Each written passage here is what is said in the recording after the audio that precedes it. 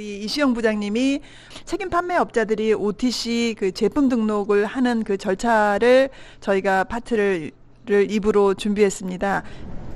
네, 안녕하세요. 글로벌 표준인증원의 이시영입니다.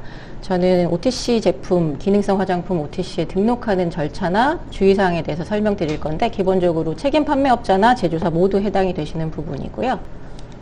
우선 OTC가 무엇인지에 대해서 간단히 설명을 드리면, OTC는 오버 더 카운터라는 용어의 약자이고, OTC라는 거는 기본적으로 미국의 전문가, 의사의 처방전 없이 일반인들이 쉽게 구입해서 사용할 수 있는 일반 의약품을 의미하고요. 여기에 들어가는 제품들의 들어간 성분들은 안전성이나 유효성이 입증됐다고 판단이 된 제품들만 해당됩니다. 그 중에 OTC 제품으로 가장 많이 분류되는 화장품 유형은 자외선 차단제나 비듬 샴푸, 그리고 여드름 제품, 피부 보호제, 손소독제 등이 포함이 되고요. 국내에서 많이 분류하시는 기능성 화장품이 대부분 OTC 드럭 제품에 포함된다고 생각하시면 됩니다. 그리고 기본적으로 이런 제품들은 일반 의약품이기 때문에, 전문 의약품이 아니기 때문에 월마트나 아마존 같은 대형 유통 채널을 통해서 이미 미국에서 많이 판매를 하고 있고요. 그리고 FDA 규정 기준으로 일반 화장품과 OTC 제품이 어떻게 구분이 되는지 간단히 살펴보면, 일반 화장품은 물리적인 효과만 있는 제품이라고 보시면 되고요. OTC는 생리적 효과를 일으키는 제품, 즉 인체의 구조나 기능에 영향을 미치는 제품들이 OTC에 해당이 됩니다. 그리고 따라야 하는 규정은, 일반 화장품은 VCRP라고 해서 자발적 화장품 등록 프로그램이라고 있어요. 말 그대로 자발적이기 때문에 의무적으로 등록을 해서 한 후에 유통하셔야 되는 건 아니고요. 일반 화장품은 이 VCRP라고 하는 사이트에 선택적으로 등록을 하시면 되는데, 이게 왜 필요하냐면 대형 유통망 같은데 입점을 할 때는 여기 VCRP에 등록한 카피를 가지고 오라는 요청을 받으실 수도 있고, 미국에 있는 바이어들이 요청하는 경우도 있어요. 그리고 이거를 미리 해두시면 좋은 게, 이걸 등록하기 위해서는 라벨이나 클레임, 표시 광고에 대한 걸 한번 검토를 하시고 등록을 하시기 때문에 나중에 유통 판매하신 다음에 추후에 발생할 수 있는 리스크를 최소화할 수 있는 방법이 됩니다. OTC는 강제 규정이어서 OTC에 해당하는 제품은 무조건 OTC 사이트에 등록을 먼저 하시고 수출을 하셔야 하고요. 기본적으로 제조사와 이 제품에 대한 정보를 등록하는 거고, 그리고 매년 4분기에 이 제조사 등록한 것과 제품 정보에 대한 갱신을 꼭 해주셔야 합니다. 따라야 하는 라벨 규정은, 화장품 라벨링 매뉴얼이 있어서 기본적인 그 매뉴얼에서 요구하는 요구사항을 맞춰서 하시면 되는데, OTC는 그 라벨 규정과 더불어서 드럭 팩트라는 게 라벨에 꼭 들어가야 돼요. 이렇게 생긴 드럭 팩트가 그 전체 라벨 일부분에 들어가야 되고, 가에 굵은 선부터 해서 폰트나 줄 간격까지도 규정이 있습니다, 사실은. 그래서 이 안에 들어가야 되는 이 항목들은 필수로 들어가야 되는 항목들이어서요. 각 그 화장품에 해당하는 유효 성분에 대한 성분명과 성분 함량, 그리고 그 목적이 뭔지, 그리고 용도나 주의사항, 그리고 사용법, 그리고 유효 성분을 제외한 비활성 성분이라고 하는 성분들까지도 모두 들어가야 되고요. 보통은 이 밑에 미국 현지에 있는 업체 연락처나 주소나 홈페이지 이런 것까지 같이 넣어서 이 드럭 팩트라고 하는 이 박스가 OTC에 해당하는 제품 포장 라벨에는 필수로 들어가야 됩니다. 그리고 GMP 규정, 제조사가 따라야 하는 GMP 규정이, 화장품은 GMP여야 하지만 특정 규정 요건은 없어요. 하지만 OTC 같은 경우에는 CGMP인데, 이게 우리나라의 화장품 CGMP가 아니라 스몰 커런 GMP라고 해서 국내 규정으로 따지자면 KGMP, 제약사 수준에 맞는 GMP를 따라야 하기 때문에, 그리고 이거는 이 KGMP 규정을 따르는 걸 굉장히 강하게 권고하고 있기 때문에 이 부분에 대해서 미리 준비를 하셔야 됩니다. 그리고 클레이밍 같은 경우에는 표시 광고라고 하는데, 화장품은 그냥 기본적인 화장품의 효능 효과를 나타내는 클레임만 하셔야 되고, 일반 화장품으로 유통을 하시면서 OTC에 해당하는 클레임을 하시게 되면 FDA가 이런 걸 굉장히 강하게 보기 때문에 나중에 모니터링 하나 걸리면 워닝 레터를 받으실 수도 있어요. 그리고 여기 OTC에 해당하는 제품들의 클레임 같은 경우에는 기능성 화장품을 의미하는 클레임은 되지만 예시를 보여드리면 선 프로텍션이나 스킨 화이트닝은 됩니다. 근데 만약에 비슷한 성능을 하는데 일반 화장품을 유통하는 제품인데 스킨 화이트닝을 쓰고 싶다 하면 화이트닝이란 단어는 안 되지만 스킨 브라이트닝은 돼요. 이런 식으로 되는 표현과 안 되는 표현이 화장품과 OTC가 다르기 때문에 이런 것들은 이 표시 광고 클레임하고 그리고 OTC는 그 드럭 팩트 넣어야 되는 라벨 같은 경우는 기준이 명확하게 있기 때문에 등록을 하시기 전에 전문가한테 한번 꼭 검토를 받으셔서 수정을 하신 다음에 등록을 하시는 게 좋습니다. 그리고 화장품이나 OTC 두 가지 다 해당이 되는데 FDA에서는 여기에 등록을 한다고 각 사이트에 등록을 한다고 해서 FDA에서 승인이나 인증을 했다는 의미가 아니에요. 그래서 절대 그 라벨이나 온라인 마케팅을 하실 때 FDA에서 승인을 받았다거나 인증을 받았다는 의미의 광고를 하시면 안 됩니다. 잘못 걸리면 부정표시 제품으로 분류돼서 워닝 레터도 받으시고 그게 다음 단계로 계속 넘어가면은 그 수익 경보까지 갈 수도 있기 때문에 주의하셔야 되고요. FDA가 가장 강하게 얘기하는 건 FDA의 그 마크 로고를 온라인이나 상업적 용도로 사용하는 건 전면 금지를 하고 있어요. 어디에나. 그래서 FDA 로고를 라벨이나 온라인 광고에 쓰시면 안 되고요.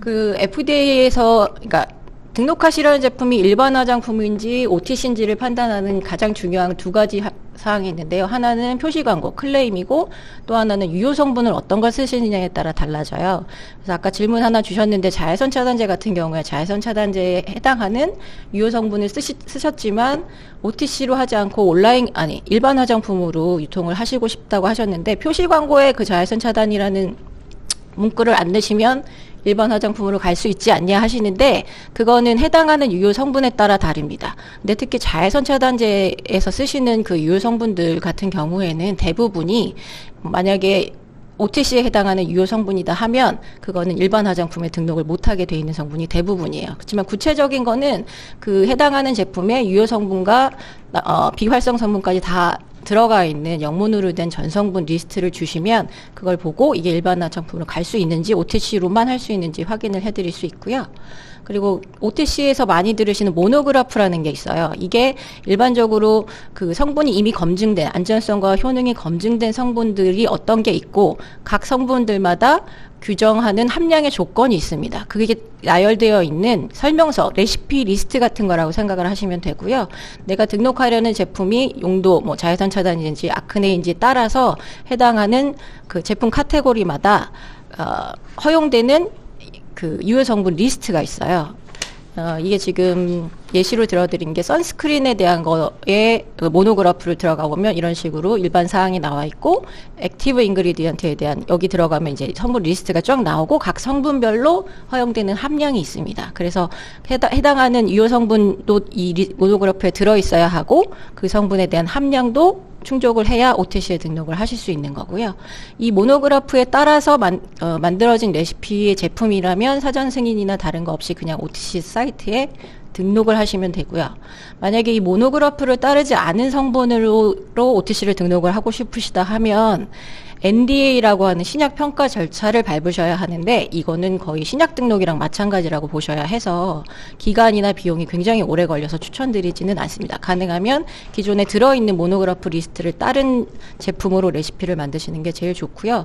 탈모 샴푸 같은 경우에 굉장히 많은 제품들이 등록이 되어 있는 거는 보실 수 있어요. 하지만 탈모 샴푸에 들어가는 유효 성분은 미녹시딜을 제외하고는 FDA에서 작년 4월에 CFR 규정에도 새로 올린 게 있는데 그 미녹시딜 외에 다른 성분들로 등록되어 있는 유효 성분들은 아직까지 안전성이나 효과성을 입증할 데이터가 충분하지 않다고 FDA가 판단을 하고 있어서 그 성분으로 그 등록을 하시게 되면 바로 유통을 하실 수 없는 상태로 등록이 되고요. 그 성분에 대한 이 신약 절차 NDA를 하셔야 정식적으로 등록돼서 유통할 때 문제가 없게 됩니다. 그래서 탈모 샴푸는 아직까지는 미녹시딜 외에 다른 추출물 같은 걸로 그 기능을 한다고 등록을 하시고 싶으시면 OTC는 약간 보류를 하시는 게 좋고요. 그런 그 클레임 없이 표시 광고 없이 일반 샴푸로 유통을 하시는 편이 조금 더 안전합니다.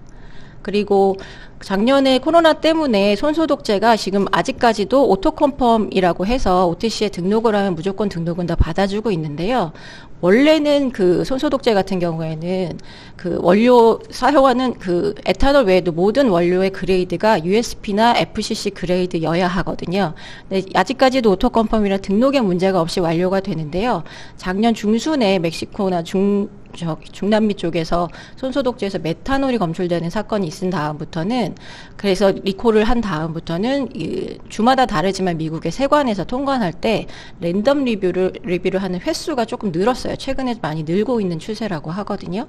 그래서 이미 등록돼서 통관 유통을 하고 계신 제품들도 언제 랜덤 리뷰에 걸릴 수 있을지 알 수 없기 때문에 지금 기등록된 제품이나 새로 등록하시는 제품의 원료의 그레이드를 꼭 확인을 하고 등록하시는 게 좋습니다.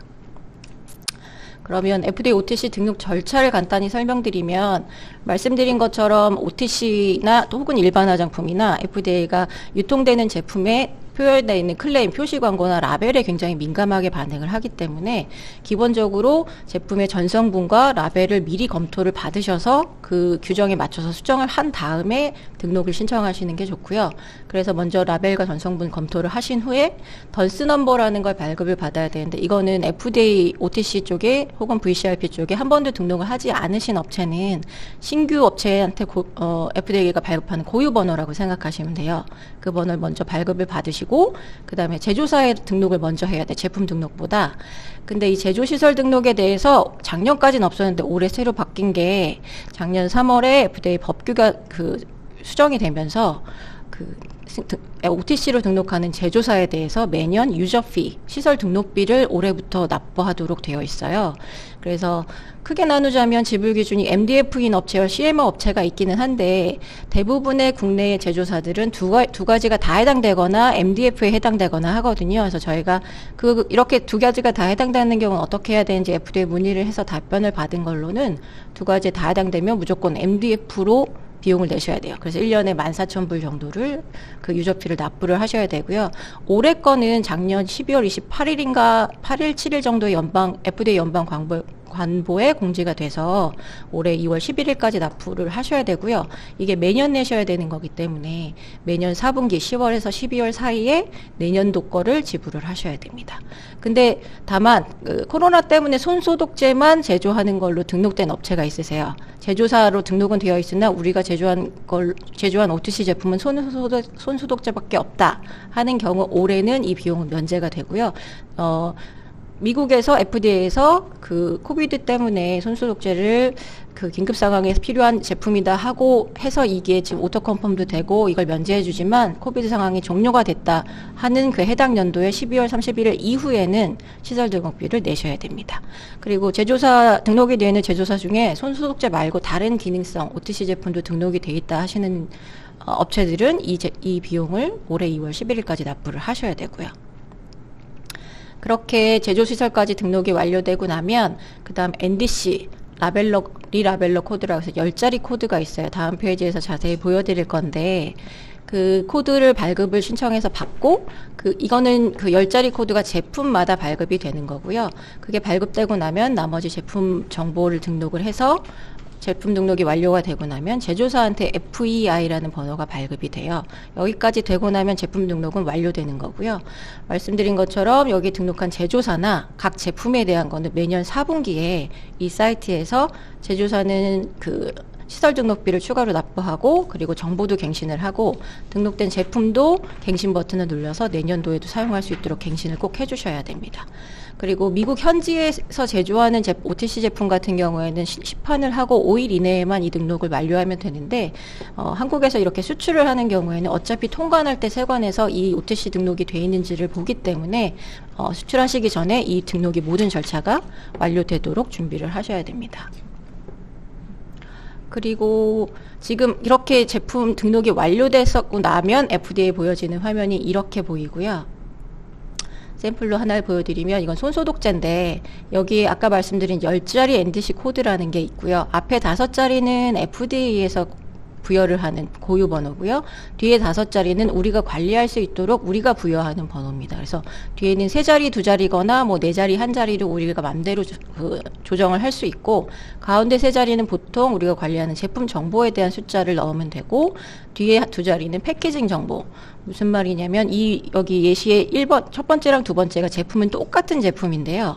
보시면 패키징이 250ml짜리랑 500ml 포장 용기가, 그러니까 사이즈가 다른 거예요. 그런 경우에는 마지막 2자리 패키징 정보를 앞에 8자리는 똑같고 0102로 부여를 하는 식으로 이렇게 분리를 해서 하시면 되고, 여기에서 가장 중요하게 보셔야 되는 건 이 마켓 카테고리에 있는 부분입니다.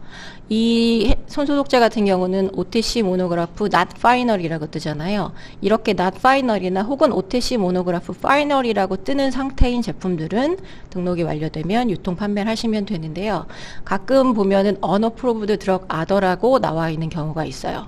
이거는 무슨 의미냐면 앞에 말씀드린 모노그래프, 이미 등록되어 있는 모노그래프에 등록되어 있는 성분을 따르지 않고 거기 규정에 맞지 않은 성분을 넣으시거나, 기본적으로 이 OTC 규정에 맞지 않는 정보가 들어가 있는데 그 다음 화면으로 넘기기 위해서 그냥 unapproved drug other를 선택하고서 등록한 경우가 있어요. 그러면 등록 완료됐을 때 이렇게 이 마켓 카테고리 칸에 unapproved drug other라고 보이는데, 이 상태로도 통관 유통 판매가 가능하기는 합니다. 통관에서 걸리지 않으면. 근데 문제는 나중에 유통 판매를 뭐 1년이고 2년이고 하시다가 최종 소비자, 미국의 소비자가 이거를 확인해서 FDA 신고를 할 수도 있고요. FDA가 매년 하고 있는 모니터링에서 걸려서 나중에 책임을 물을 수가 있어요. 그럼 레터를 보내고 니네 모노그래프를 따르지 않고 검증되지 않은 원료를 사용했으니까 이거에 대한 검증 자료를 내라고 하거나, 뭐 이게 뭐 마이너나 메이저 정도에 따라 다르겠지만 문제가 커지게 되면 나중에 수익 경보까지도 갈 수 있는 상황이기 때문에 지금 이미 등록해서 판매하시는 제품들의 마켓 카테고리 상황이 어떤지를 한 번쯤은 점검을 하시는 게 좋아요. unapproved drug other라고 되어 있으면 어느 부분 때문에 했는지를 파악을 하시고, 가능하면 OTC 모노그래프 not final이나 final 상태로 바꿀 수 있도록 정보를 수정하시는 게 좋습니다. 그렇게 FDA, 좀 전에 보여드린 FDA 사이트에 등록이 다 되면 이 완제품에 대한 모든 정보가 데일리메드라고 하는 사이트로 넘어와요. 그래서 아까 FDA는 일반인들이 들어가서 찾기 어렵지만 이 사이트는 일반인들이 누구나 들어가서 검색이 가능하고, NDC 10자리 코드 번호나 제품명이나 등록한 회사명으로 모두 검색할 수 있고요. 그래서 최종 소비자들이 내가 사용하는 제품에 대한 정보가 궁금하다 하면 여기 들어가서 보통 보거든요. 그럼 제품명이랑 뭐 그 유효 성분이나 모든 정보가 다 있고, 또 한 가지 여기 왼쪽 여기 그린 파일을 보시면 우리가 등록할 때 업로드했던 라벨이 다 들어가 있습니다. 그래서 제가 아까 OTC 라벨에 드럭 팩트를 꼭 넣으시고 라벨을 꼭 검토를 받으시라고 하는 이유가, 일반인들도 여기 가서 보고요. FDA도 무슨 신고를 받거나 모니터링 했을 때 궁금하면 여기 들어가서 NDC 코드를 치고 이걸 보거든요. 그럼 여기에서 이 플러스를 누르면 바로 등록한 라벨 그린 파일이 올라가요. 거기에 규정이 안 맞다 하는 경우에는 문제가 되는 거죠. 그래서 라벨은 꼭 검토를 받으셔서 그 규정대로 수정을 하신 다음에 등록을 하시고, 이미 등록되어 있는 제품들의 라벨도 한번 검토를 해보시고 규정에 맞지 않다 하면 수정해서 다시 올리시는 게 좋습니다.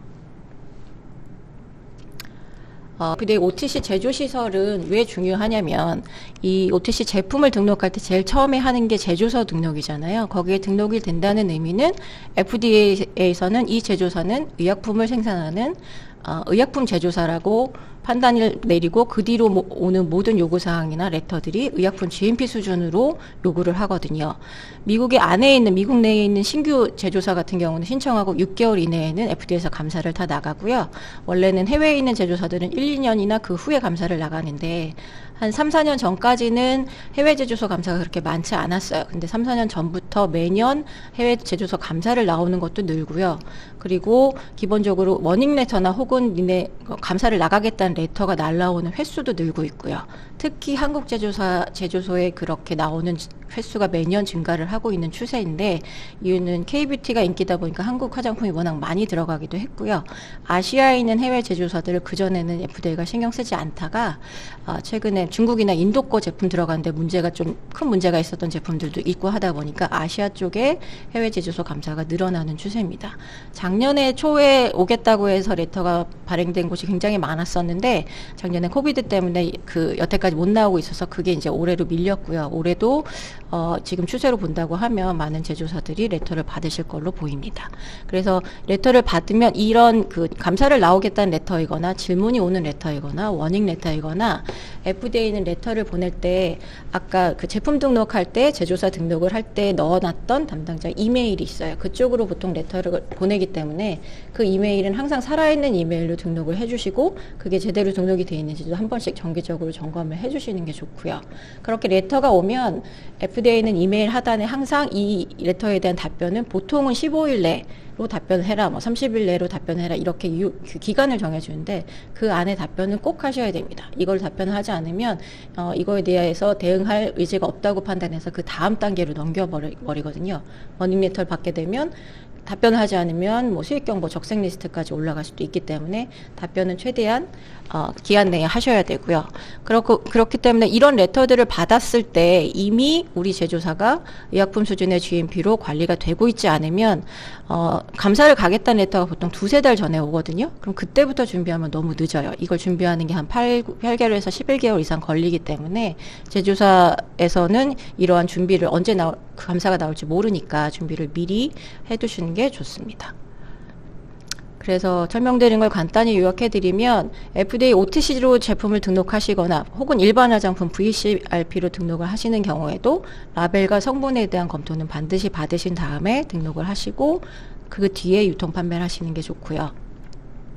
FDA가 모니터링을 라벨만 하는 건 아니고 온라인 광고나 그 실제 마켓에 유통되고 있는 것도 모니터링을 하기 때문에 거기에 라벨에 있는 클레임이 기준에 맞는 일반 화장품이면 일반 화장품, OTC면 OTC 기준에 맞는 클레임을 하고 있는지를 한 번 더 점검을 해두시는 게 좋고요. 그리고 화장품 제조사의 감사를 나오는 횟수가 늘어남에 따라서 국내 경고장 들어오는 건수도 많이 늘어나고 있어서 그거에 대한 준비를 제조사에서는 미리 GMP 준비를 미리 하시는 게 좋고 그 GMP 준비를 하시는 거는 말씀드린 것처럼 화장품 수준이 아니라 제약사 수준의 GMP다 보니까 이런 제약사 수준의 GMP, OTC GMP를 한 경험이 많은 전문가한테 도움을 꼭 받으셔서 감사에 미리 대비를 하시는 것이 좋습니다. 라벨을 출력해서 제품에 부착해도 되냐고 하셨는데 스티커로 붙이는 거는 원칙적으로는 안 됩니다. 가능은 하죠. 아니요. 유통하는데 당장의 걸림돌은 없어요. FDA가 기본적으로 선 등록제다 보니까 등록할 때 장벽은 낮아서 등록하고 유통 판매를 할 때 만약에 통관할 때 그 랜덤 리뷰 안 걸리면 문제는 없는데 유통되다가 소비자가 이걸 문제 제기도 할 수 있어서 물론 그 리스크가 크지는 않지만 그런 가능성은 있기 때문에 가능하면 스티커 붙이는 거는 지양해 주시는 게 좋고요. 그리고 화장품 라벨링에서 제조사명 주소는 그 OTC 제품 라벨링 할 때는 제조사명보다는 현지에서 연락이 가능한 유통사나 판매사 정보가 더 중요하거든요. 그래서 제조사는 표시를 안 하셔도 됩니다. 국내에서 제조된 제품을 화장품으로 수출 시 국내 제조사가 갖춰야 할 자격 요건. 제조사가 갖춰야 될 거는 일반 화장품이면 그냥 화장품 수준의 GMP, CGMP나 ISO 2277 정도면 되는데 OTC 제품을 수출하신다고 하면 말씀드린 것처럼 우리나라의 KGMP, 제약사 수준의 GMP를 갖추셔야 합니다.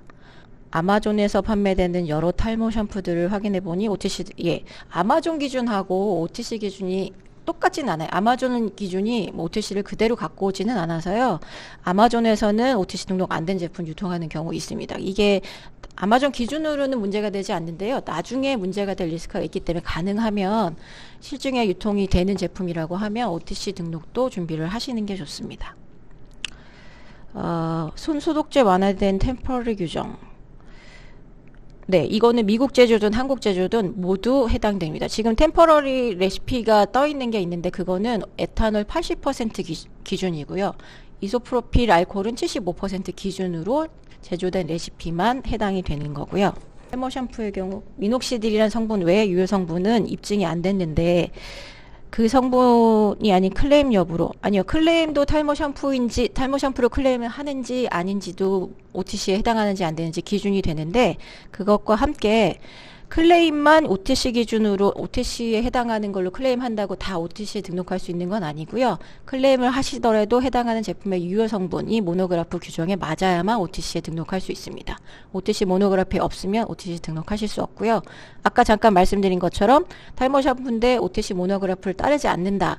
그러면 등록은 할 수 있어요. 다음 단계 넘어갈 수 있어서 완료된 상태가 unapproved drug order 상태로 되는 거예요. 이런 경우는 원칙상 이렇게 등록은 완료했으나 이 성분, 모노그래프에 없는 성분에 대한 테스트 자료를 제출하거나 하는 추가적인 그 절차가 필요해서 그렇게 제출해서 FDA의 승인을 받으셔야 돼요. OTC 없이 수출하신다는 거는 OTC 제품인데 일반 화장품으로 수출을 하신다는 의미신 것 같은데, OTC 없이 수출하는데 대신에 일반 화장품으로 유통 판매하지만 클레임, 표시 광고는 OTC에 해당하는 문구를 쓰신다. 이렇게 되면 나중에 FDA 모니터링에 걸리거나 아니면은 소비자가 FDA 신고를 해서 걸리거나 했을 때 워닝 레터를 받으시게 되는 거고요. FDA OTC 시설 등록 비용 해외 에이전시에서 잠시 보류된다고 메일을 받았는데, 이거는 FDA가 지금 규정이 이제 처음 적용하는 거다 보니까 뭐 메일을 보냈다가 기존에 보낸 메일은 무시해 주세요 하거나 이런 메일들이 지금 올 초에 1월 달에 몇 번 왔다 갔다 했어요. 그래서 이거는 FDA 쪽에서 확정된 거를 저희가 다시 한번 확인을 해보고 이 안내를 다시 드릴게요. 저희가 아직까지 뭐 기준 그 공지 올라온 거에서 변경 사항은 없는데, 이거를 보류를 해줄지에 대한 거는 FDA 한 번 더 확인을 해본 다음에 안내 드리겠습니다. OTC 모노그래프 not final과 파이널의 차이는, 그 모노그래프에 규정된 그 유효 성분이, 파이널은 완전히 FDA가 검토가 끝나서 승인이 난 거고요.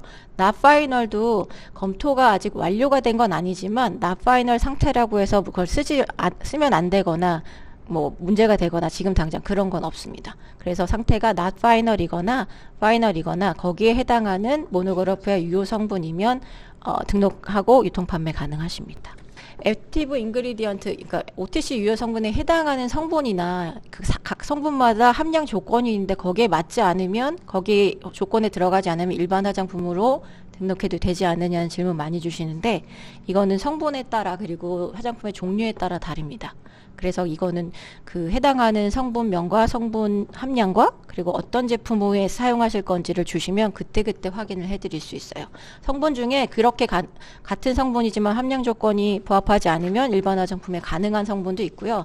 함량이 안 맞으면 일반 화장품으로도 못 쓰고 무조건 함량을 올려서 그 OTC에 맞춰서 해야 되는 성분도 있습니다. 예를 들면 손소독 티슈 같은 경우에 벤잘코늄 클로라이드로 그 소독된다는 걸로 유효 성분으로 하시는 경우가 있는데, 그게 뭐 손소독제나 손소독 티슈에 벤잘코늄을 쓰실 때 성분은 보통 0.0 몇 % 정도 쓰시는데, 기본적으로 OTC로 등록을 하시려면 0.1에서 0.13 뭐 그 이상의 성분 함량으로 맞추셔야 되기 때문에 그거는 일반 화장품으로는 등록하실 수 없어요. 그 조건으로는. 그래서 함량을 올리셔서 0.1% 이상으로 올리셔서 손소독제 티슈로 등록하시고 이런 경우 있었습니다. VCRP 등록된 일반 화장품의 라벨 자료도 아니요, 데일리메드는 OTC에 대한 그 정보만 들어가는 거고요. VCRP에 등록된 정보는 일반인들한테 공개되지는 않습니다. 기본적으로 제품 등록이라기보단 제조사나 유통사, 판매사 정보하고 제품의 성분에 대한 그 등록이 메인이에요. 그래서 이거는 일반인들한테 오픈되는 정보는 아닙니다. 주름 개선 기능성 화장품은 OTC 인증 대상이 아닌가요? 라고 하신 질문에 대해서, 주름도 그 기능성 클레임을 어떤 클레임을 하신 건지와 유효 성분을 어떤 걸로 하시는지에 따라 약간 달라요. 그래서 그거는 구체적으로 성분을 어떤 걸 쓰시는지를 알려주시면 확인해 드릴 수 있습니다. 네, 주름이나 미백이나 그런 기능을 한다는 그 문구를 클레임에 쓰시면 OTC로 가시는 게 맞고요. 만약에 성분을 확인해 봐서 모노그래프에 해당하면 OTC로 가시고, 그게 해당이 안 된다 하면 그 문구를 빼시고 일반 화장품으로 가셔야 됩니다.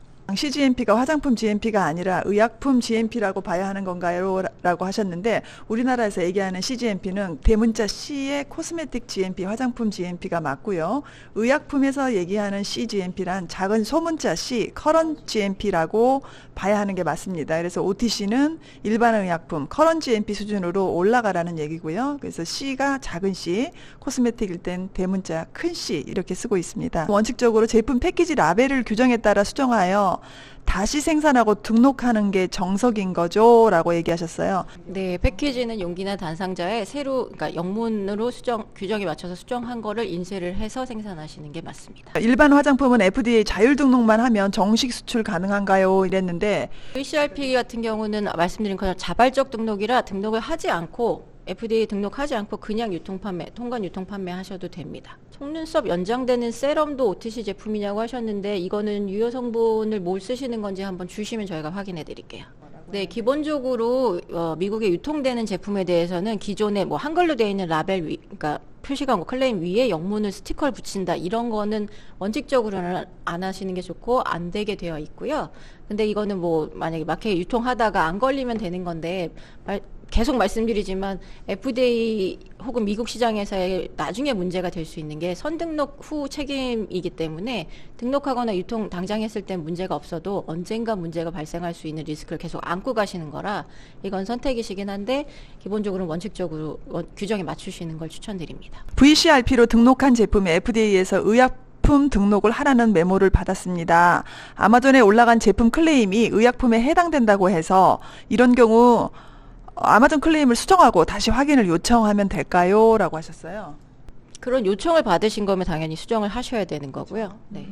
신명근님, 한국에서 주름 개선, 미백 기능성 화장품으로 판매하고 단상자 제품상에 2가지 기능성 화장품 표시를 삭제하고 일반 화장품으로 판매가 가능한가요? 그것도 말씀드린 것처럼 일반 화장품을 지금 VCRP에 등록 안 하고 하신다고 하면 클레임 수정에서 가능은 한데 그 중에 미백이나 주름에 해당하는 기능을 하는 유효 성분은 한번 검토를 받아보시고 가시는 게 좋아요. 이게 그 아까 말씀드린 것처럼 성분에 따라서 OTC에 해당하지만 일반 화장품으로 판매를 할 수 있는 건지 아니면은 OTC에 해당되지만 함량 규정이 맞지 않아도 일반 화장품으로 갈 수 없는 건지 하는 성분들이 좀 다르게 있거든요. OTC의 경우는 제조소가 등록되었다는 가정하에 기간은 평균 어느 정도 소요가 되나요? 이랬습니다. 제품 등록인데 제조소는 이미 등록이 되어 있다고 하면 라벨이랑 클레임 수정하시고 한 그 수정한 파일까지 접수가 되고 나면 제품 등록 완료하는 것까지는 2주에서 3주 정도 생각하시면 됩니다.